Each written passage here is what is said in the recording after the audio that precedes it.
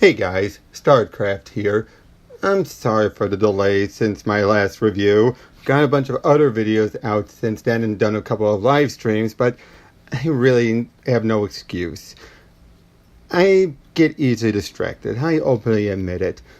So far, I've tried to get 2 other reviews off the ground. Archie vs. Sharknado and Just Imagine Stan Lee creating the DC Universe. Rest assured, I'll get to those eventually, I promise, but right now, I'm on to something that is so fresh in my mind that I really want to do, but also so big that originally I was going to make this one big episode, but I got so much into just the first 2 sections of what I'm doing that I decided I'm going to split it into multiple parts. Who knows how many parts that'll take. What am I doing? Who am I talking about that would need such a big episode and set of episodes to do? Well, I'm talking about DC Comics' latest golden boy, Scott Snyder. Scott Snyder got his start at DC Comics. First was Vertigo with American Vampire, and then later on he would be given Detective Comics with working on Batman a little bit before the New 52 started in 2011. What did Scott bring to DC that other writers haven't?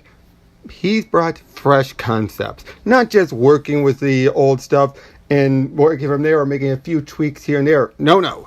He would actually bring fresh new ideas to a lot of the books he's worked on. Batman would introduce new factions of villains. Swamp Thing would refigure the character in ways not seen since Alan Moore, etc., etc. But these aren't just changes that would stick around for his run. No. His changes would be embraced and beloved by a lot of the fans and other creators, and would get spin-offs and are still utilized to this day since 2011 and 2012. One of which I'll be getting to in my next episode. Another thing he's also known for is his collaboration with other writers who eventually branch off and do their own thing.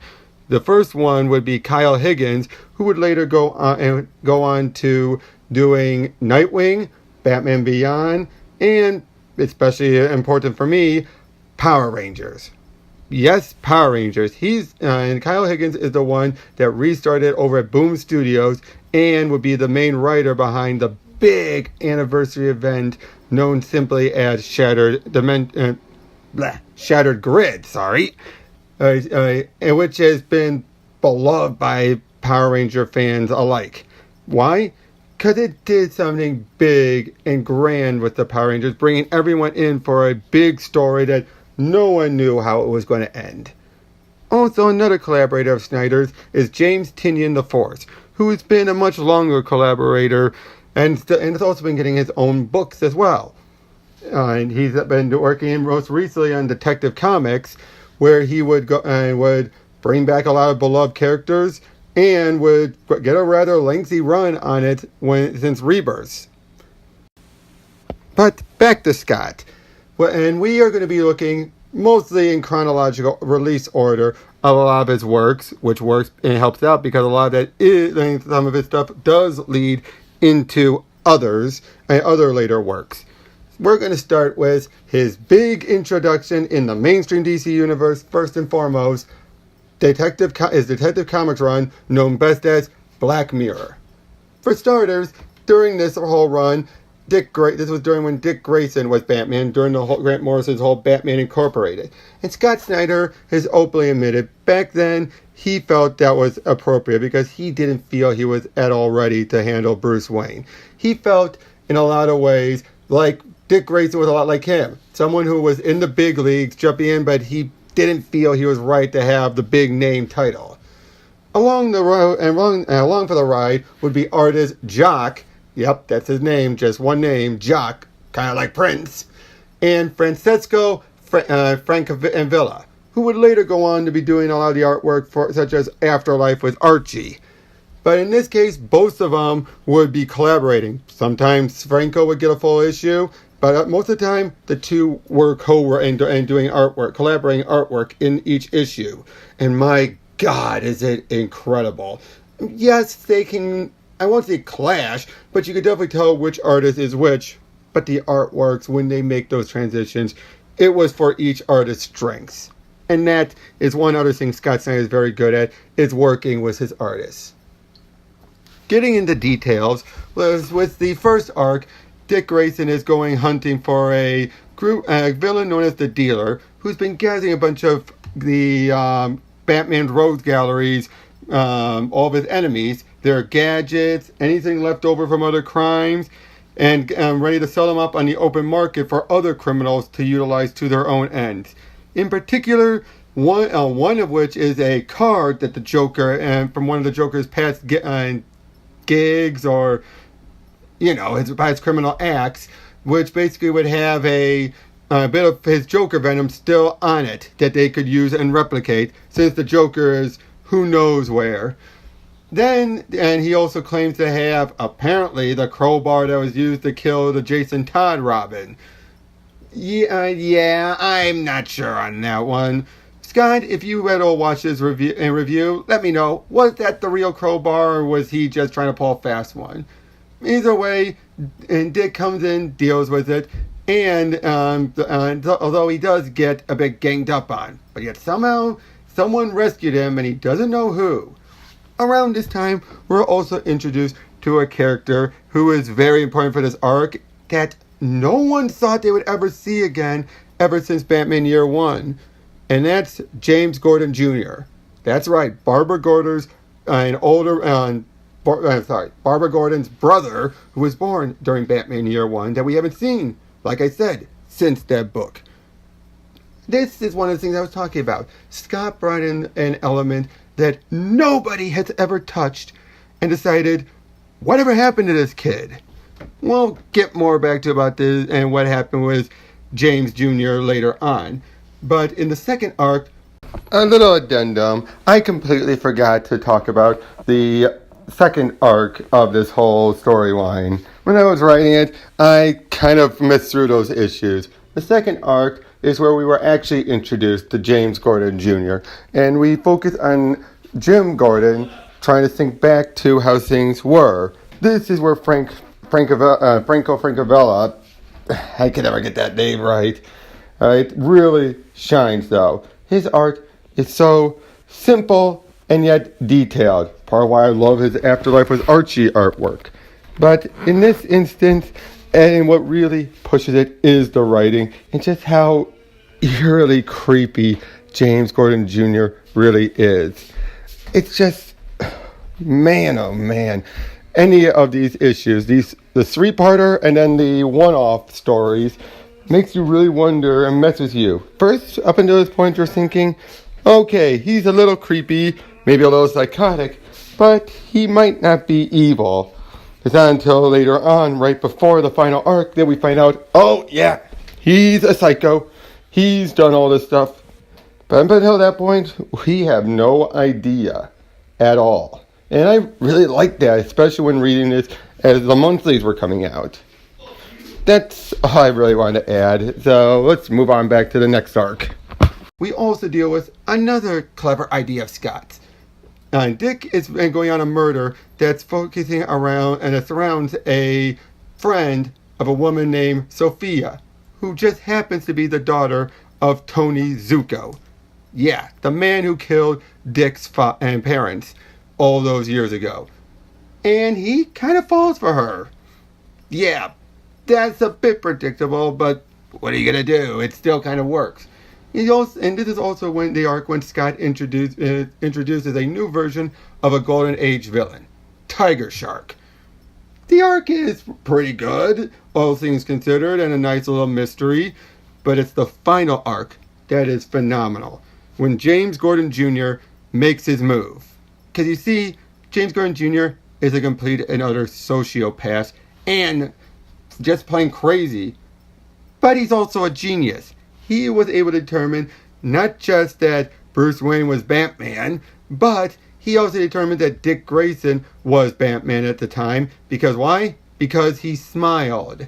Which, okay, to be perfectly honest, Judd Winnick played up with that during a post-Battle for the Cowl arc in Batman, where Two-Face made the same thing. But in that case, at least, Dick, as Batman, was able to convince him, unlike you who doesn't change, I changed. But we're getting off topic. And James is going after his sister, but he's also planning on putting in this medication that will infect a whole bunch of children and make them lose a lot of their emotion to be just like him, because the events have caused him to think empathy is humanity's weakness. With Barbara Gordon and James's help, Dick is able to stop James Jr., lock him up, but we're ending on a little shot that makes you wonder how much, if any, got out and were any of the children affected. We'll never know because this hasn't been followed up on. But James Jr., this is a case where he has popped up again and again, usually involved the Barbara. Obviously, it's his sister. But yeah, this was a great start for the guy and made it perfect for him to eventually get the main Batman book later on. But before we get there to the New 52, there's one other thing we gotta get into. The said collaboration with Kyle Higgins that would actually set up a lot of stuff that Scott would use during his New 52 run, and that is Batman Gates of Gotham. And one thing I should say I love about this arc, besides the artwork again, done by Trevor McCarthy, is that it sets up so much about Gotham. Morrison beforehand had already went on about how Gotham is practically, in a figurative sense, alive and is responsible for a lot of its actions. But Snyder would actually reveal a lot more. He would actually reveal that the main people behind making Gotham what it became would be the Waynes, obviously, the Elliots, the family belonging to the Batman villain Hush, the Kanes, connected to Batwoman, and the Cobblepots, Penguin, obviously, with a little help from the Arkhams. But they made Gotham what it is. And that's not that surprising when you think about how big some of these families are, or at least were stated to have been, in one way, shape, or form. Funny thing is, and Paul Dini would kind of play off a little bit, at least with the Waynes, the Elliots, and the Cobblepots, during his Streets of Gotham run. I don't know if this was intentional or not, but it's a nice little wink, wink, nudge, nudge.